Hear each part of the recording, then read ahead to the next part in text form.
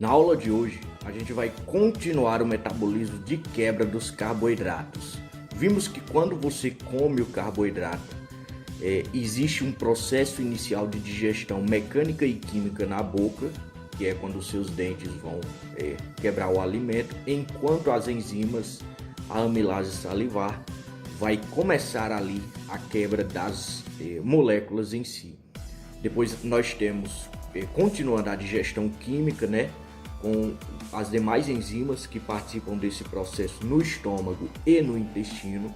A gente tem a absorção, que vai levar a glicose para a célula, e dentro da célula nós vimos que acontece a glicólise, que é o processo de quebra do carboidrato em duas moléculas de piruvato.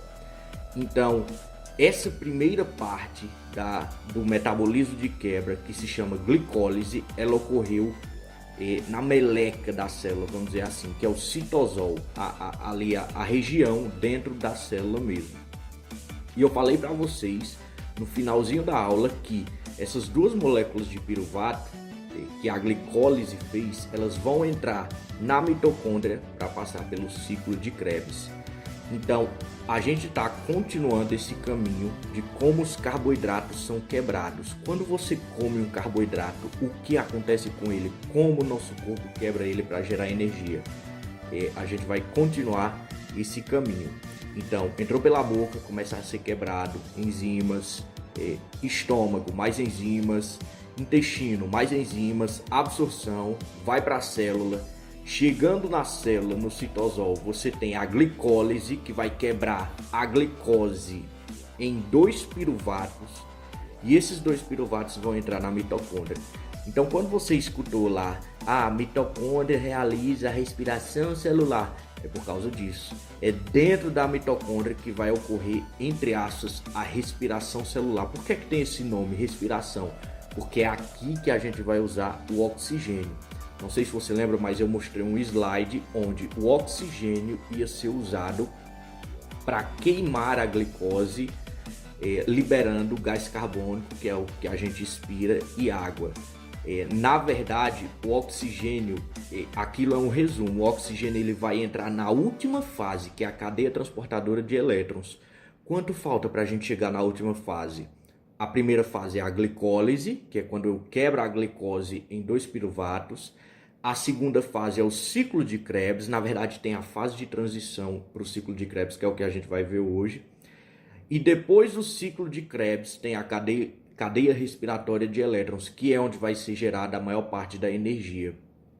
E aí a gente finaliza o metabolismo de quebra dos carboidratos. Você vai ter compreendido como os carboidratos eles são quebrados no seu corpo para serem usados de energia. E aí a gente vai fazer o caminho inverso, ou seja, vamos aprender e quando tem carboidrato demais e quando tem carboidrato em excesso. E aí a gente vai aprender gliconeogênese e o armazenamento desses carboidratos. E finalmente finalizamos carboidratos. Você vai entender o metabolismo deles e a gente vai poder passar para o próximo passo, que são os lipídios e finalmente os ácidos nucleicos. Lembra, são três os principais macronutrientes: carboidratos, lipídios, ácidos nucleicos. A gente está mais ou menos na metade dos carboidratos. Vimos a glicólise, agora a gente vai ver a etapazinha inicial para entrar no ciclo de Krebs, que é chamada de fase de transição. E aí o ciclo de Krebs, a cadeia respiratória de elétrons, e aí depois os processos inversos. Então, tenta sempre lembrar do caminho que está sendo seguido. A gente está vendo o metabolismo de quebra dos carboidratos. Eu fiz até esse esquema para você ver direito. Ó. Começa lá na boca com a digestão mecânica e química, mais digestão química, a absorção. Chega na célula, nós temos a glicólise e vamos agora entrar na mitocôndria. Estamos indo cada vez mais fundo no metabolismo de quebra. Agora a gente vai entrar na mitocôndria. Não estamos mais apenas dentro da célula. Estamos dentro de uma das organelas da célula, que é a mitocôndria. Só que assim que os dois piruvatos que foram formados na glicólise entrarem na mitocôndria, eles vão sofrer um processo de desidrogenação. pela o complexo piruvato desidrogenase. Então, essa primeira partezinha que a gente vai ver hoje. Se você não lembra direito o que aconteceu na glicólise, eu recomendo que você veja apenas o esboço, o mapa mental, o resumo que você fez, alguma coisa, mas eu quero que você lembre que a gente começou com uma glicose e cada glicose dessa resultou em 2 piruvatos. É a partir desses 2 piruvatos que a gente vai começar, porque esses 2 piruvatos vão entrar na mitocôndria. Então, os 2 piruvatos estão lá, eles vão entrar na mitocôndria através dos, nossa, que nome criativo, transportadores de piruvato, e eles vão passar pela ação da enzima do complexo piruvato desidrogenase. Por que é que essa enzima é chamada de complexo? Porque, como você pode ver, tem 3 subunidades juntas. Sempre que uma enzima é formada por mais de uma subunidade, ela vai ser chamada de complexo. Nesse caso, esse complexo tem 3 subunidades. A piruvato desidrogenase, a dihidrolipoil transacetilase e a dihidrolipoil desidrogenase. Preciso saber o nome das 3 subunidades? Não, é melhor você aprender o nome do complexo. Isso é o complexo piruvato desidrogenase. E eu falei para você que as enzimas elas recebem nome de acordo com o que elas fazem. Se esse é o complexo piruvato desidrogenase, ele vai desidrogenar o piruvato. Opa! Sempre que hidrogênio sai, sempre que eu tenho hidrogênio ali saindo da reação, alguém tem que capturar esses hidrogênios, não é? Lembra quem é que captura? Ou é o NAD ou é o FAD. Então, provavelmente, nesse processo aqui, nós vamos ter a ação desses transportadores de elétrons. Mas ali você está vendo o piruvato chegando, ele acabou de entrar na mitocôndria e agora ele vai passar por esse processo da complexo piruvato desidrogenase. Isso aqui não é o ciclo de Krebs ainda, ele ocorre imediatamente antes do ciclo de Krebs. O ciclo de Krebs é a próxima fase e aí nós temos finalmente a cadeia transportadora de elétrons, que é a última fase do metabolismo de quebra dos carboidratos.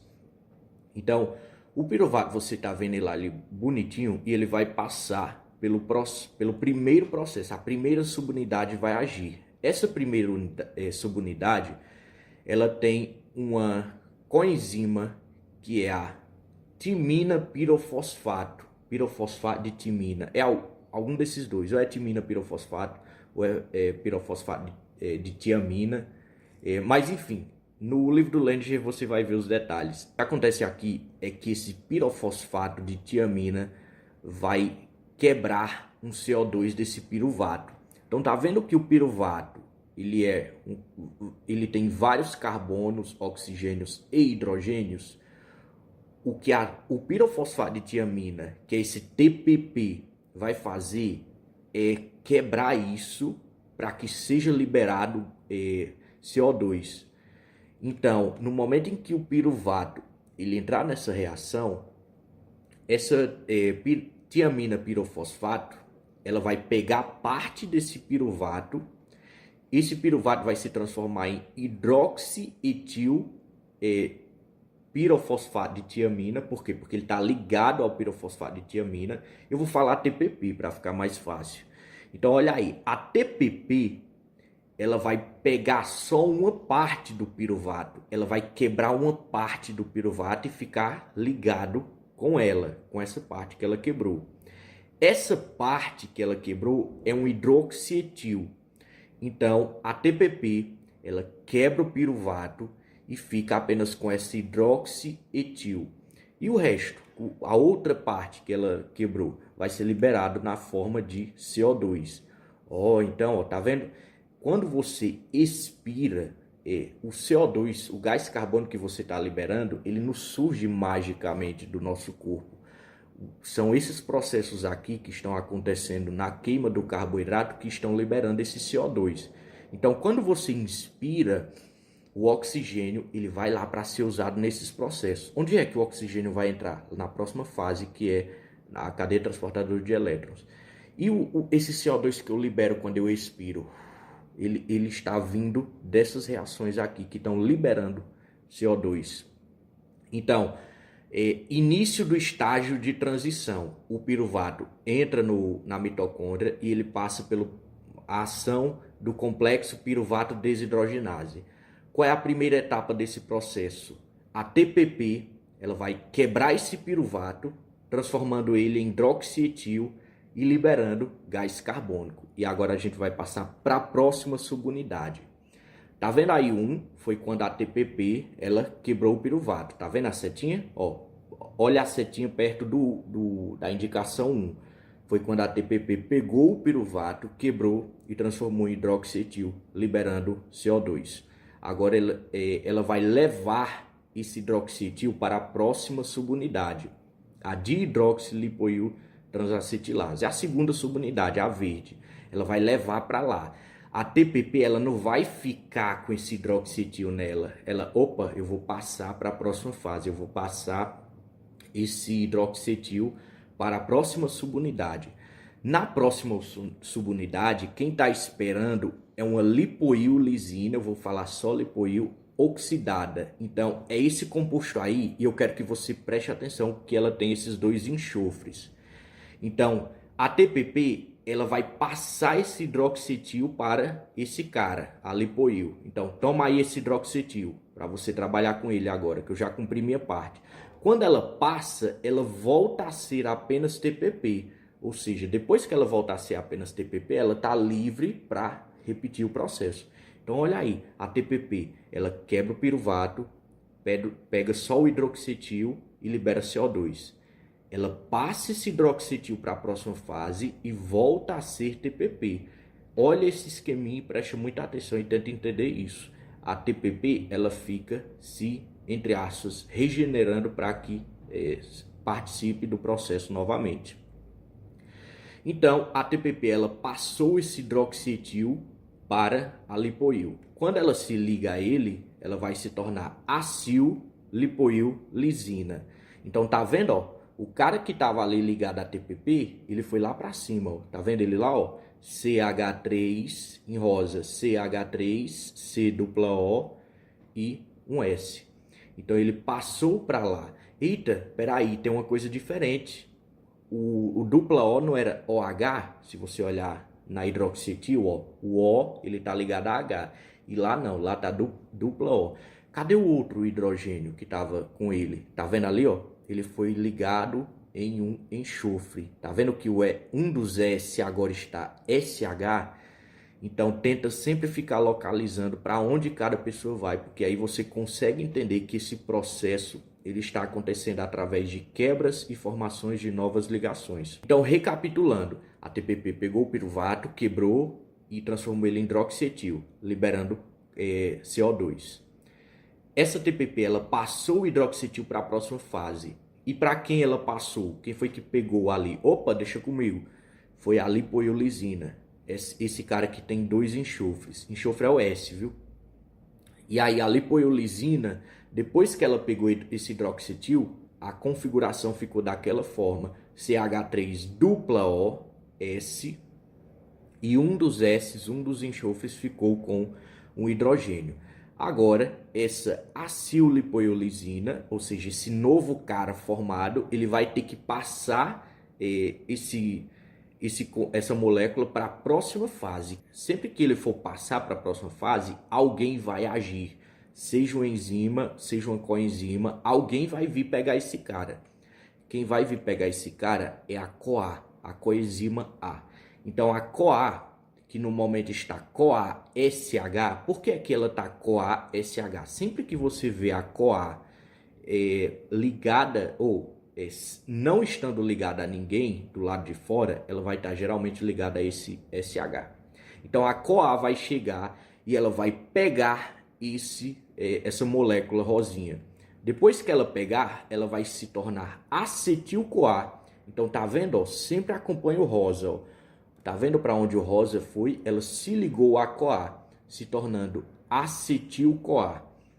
Agora nota o seguinte, opa, a CoA estava ligada a um SH, não é verdade? Agora que ela se tornou acetil-CoA, cadê o H que estava no S? Procura aí. Ó, a CoA, ela estava ligada a SH. Quando ela pega essa molécula, a rosinha, ela se torna acetil-CoA.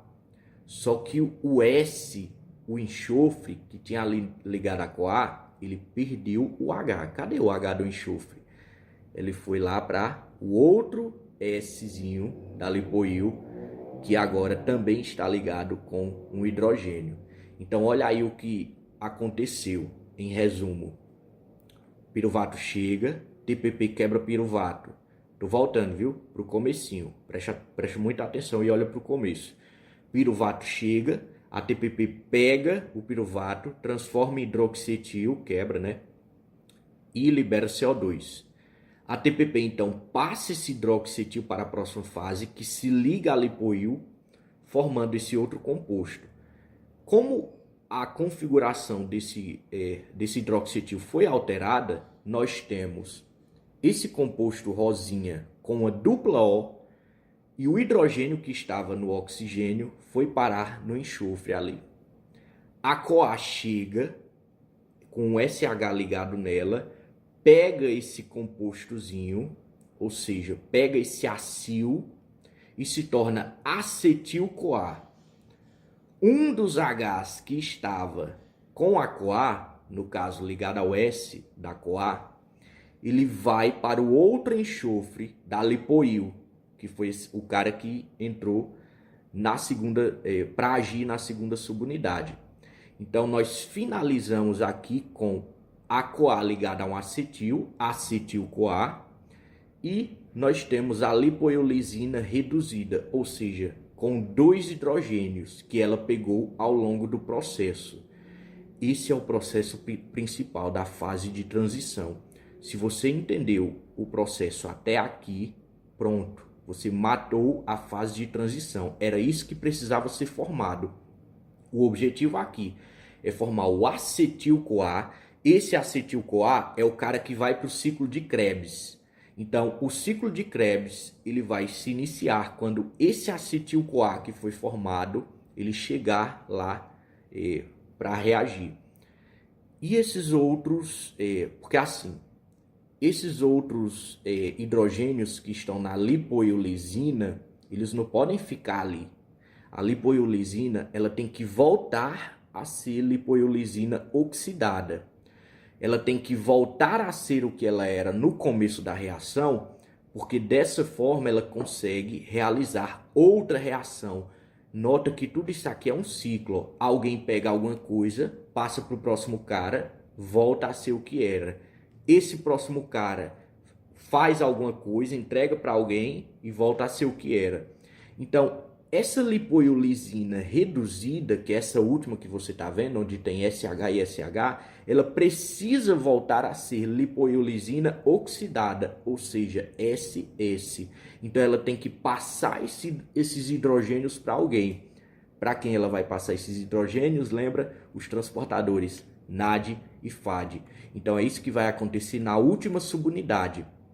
Os transportadores FAD, eles vão pegar esses hidrogênios, então FAD vai se tornar FADH2, ou seja, com 2 hidrogênios. E a lipoiolizina reduzida, que estava com hidrogênios, vai voltar a ser lipoiolizina oxidada, ou seja, SS. E assim ela consegue participar de outra reação. Vai chegar outro piruvato, a TTP vai pegar e tal, enfim. Então tudo isso aqui é cíclico. E lembra que o principal, digamos, transportador de hidrogênios é o NAD. Então esse FAD ele vai segurar temporariamente os hidrogênios. E agora o NAD ele vai chegar na etapa final desse processo e pegar os hidrogênios, ou um dos hidrogênios do FAD, se tornando assim NADH e gerando como resultado também um hidrogênio livre. Então esse NADH... peraí, professor, eu vi que na glicólise foi liberado o NADH e agora na etapa de transição também está sendo liberado o NADH. Peraí, para onde estão indo esses NADHs? Eles estão indo para a cadeia transportadora de elétrons. entende o seguinte: o princípio da quebra do carboidrato, o princípio da geração de energia do nosso corpo é pegar o carboidrato, que são carbonos hidratados, ou seja, carbono, hidrogênio e oxigênio. O objetivo é pegar isso e quebrar. Quando quebra, quem são os três elementos que estão ali? Não são carbono, oxigênio e hidrogênio? Quando eu quebro isso, o que é que eu posso formar? Gás carbônico não, né? CO2, que vai ser liberado na forma de gás carbônico quando a gente expira. Então, quando eu quebro carboidrato, eu formo CO2 e sobra hidrogênios. Esses hidrogênios vão ser usados para geração de energia. Então, sempre que você vê NAD saindo, entenda, esses NADs, eles estão levando hidrogênios para a última etapa, que é a cadeia transportadora de elétrons, que vai ser nossa última aula de quebra de carboidratos. Então, é lá na cadeia transportadora de elétrons que vai ocorrer a maior parte da formação da energia. Então, esses NADs, eles estão levando esses hidrogênios para lá. Entenda isso, o objetivo final da quebra do carboidrato é pegar os hidrogênios e usar para gerar energia e liberar o que sobra, ou seja, carbono e água. E os hidrogênios estão lá indo para a cadeia transportadora para gerar energia. Então, sempre que você vê NADH, você lembra, eita, esse NADH está saindo daqui, está indo lá para a cadeia transportadora de elétrons para gerar energia, porque esse é o objetivo final da quebra do carboidrato, é a formação de elétrons para geração de energia. Então, enfim, o NAD ele vai chegar a roubar esses hidrogênios do FAD, se tornando NADH e um hidrogênio livre. Agora lembra que o seu trabalho como profissional, quando você for estudar as ferramentas da sua profissão, vai ser controlar esses processos. E para você controlar direito esses processos, para você ser um profissional foda do seu meio, você tem que entender primeiro a bioquímica do processo, e aí depois você vai para os livros, e os livros os livros que são as ferramentas da sua profissão, eles vão ensinar como você manipula esse processo. Então, vamos entender aqui como a gente regula essa etapa de transição. Duas enzimas são as principais reguladoras da etapa de transição, a PDK e a PDP. A PDK seria a piruvato desidrogenase quinase e a PDP seria a piruvato desidrogenase fosfatase. A PDK ela vai fosforilar essa primeira subunidade. Lembra que eu falei para você, você não vai lembrar, porque foi um momento específico da aula passada, mas sempre que você fosforila uma enzima, geralmente, pelo menos aqui até agora que eu vi de bioquímica, o que vai acontecer é que você inibe essa enzima. Então, a PDK, a piruvato desidrogenase quinase, ela vai fosforilar a primeira subunidade, inibindo ela, desativando. Então, a PDK, o objetivo dela é desativar essa primeira subunidade. Para que é que está ocorrendo esse processo todo mesmo? Para gerar energia, né? Então, quais são os casos onde eu quero inibir esse processo? Quando eu tenho muita energia. Então, quais vão ser os fatores que vão geralmente estimular a PDK? Ou seja, a que inibe, a inibição, é quando eu tenho muita energia. Então, a gente vai já olhar os elementos. E a PDP, o que é que ela faz? Ela retira os fosfatos, ela desfosforila a subunidade. Dessa forma, ela cancela a inibição. Então, a PDP, ela desfosforila a subunidade que a PDK estava fosforilando. Se a fosforilação inibe, quando eu desfosforilo, quando eu retiro o fosfato, eu acabo permitindo que esse processo aconteça. E quem é que estimula ou inibe a PDK e a PDP? Eu falei para você que se a PDK está agindo, se ela está fosforilando essa subunidade, ela está inibindo essa subunidade. E se eu estou inibindo esse processo de geração de energia, que é toda essa cadeia, é porque eu já tenho muita energia. E quais são os sinais que o nosso corpo tem para saber que muita energia está em circulação? ATP, que é a própria molécula de energia, NADH, que está sempre sendo liberado nesses processos, e acetil-CoA, que é o cara que foi formado nesse processo. Lembra? O acetil-CoA lá em cima, que é o cara que vai passar para a próxima fase, para o ciclo de Krebs.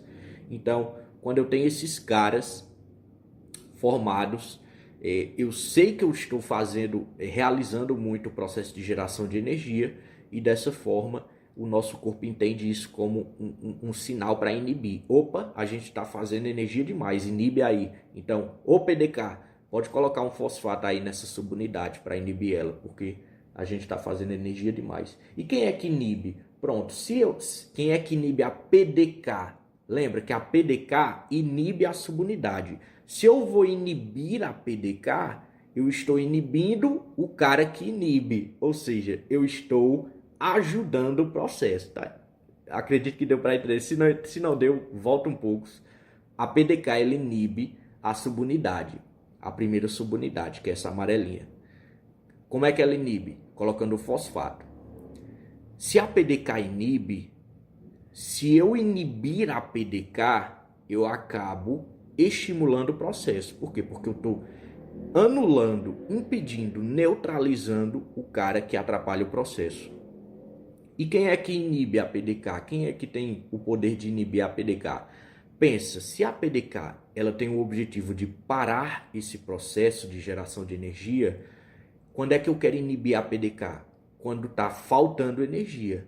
Os sinais que o nosso corpo identifica como precisamos de energia. Precisamos de glicólise, precisamos de ciclo de Krebs, precisamos de energia circulante.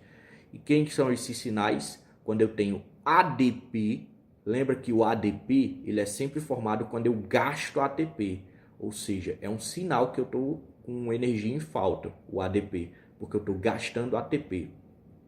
Ou muitos piruvatos, ou seja, tá chegando piruvato para ser metabolizado. Se tem piruvato demais, esse piruvato precisa ser metabolizado, ele quer ser metabolizado. Então o piruvato ele vai inibir a PDK para que ele consiga entrar aqui nessa subunidade. Então, se tem muito piruvato chegando, o piruvato, opa, eu estou chegando e tem um cara inibindo a minha subunidade. O que é que o piruvato faz? Ele inibe a PDK e aí consegue entrar nesse complexo e passar por todo esse processo. Lembra que todas essas inibições e estimulações, elas são alostéricas, ou seja, esses caras que inibem ou estimulam, existe um cantinho ali na enzima onde eles se ligam e conseguem estimular ou inibir. Lembra? Estimulação alostérica ou hormonal, expliquei na aula passada.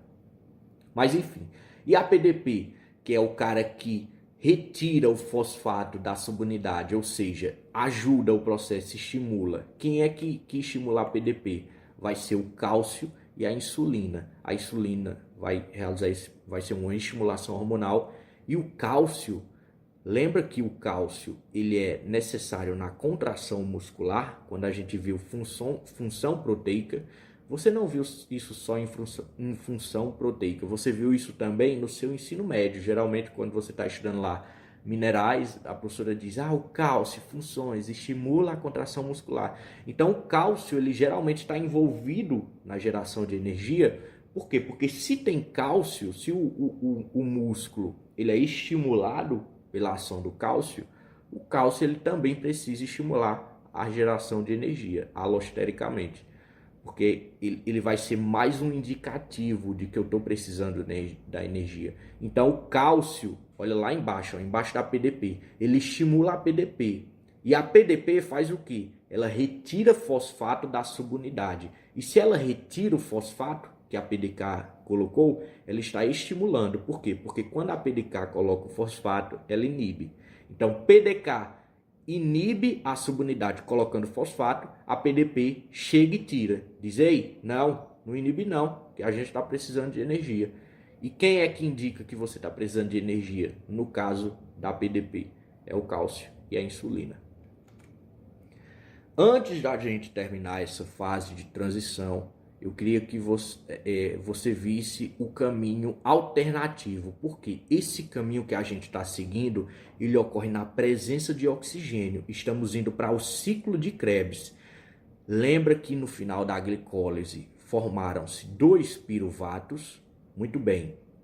Esses 2 piruvatos, quando eu tenho a presença de oxigênio, eles vão entrar na mitocôndria para passarem pelo ciclo de Krebs.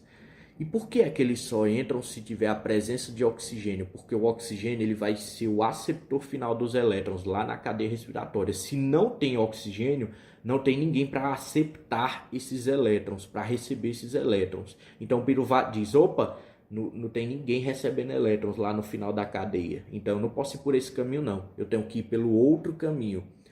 E aí esse outro caminho é a fermentação láctica.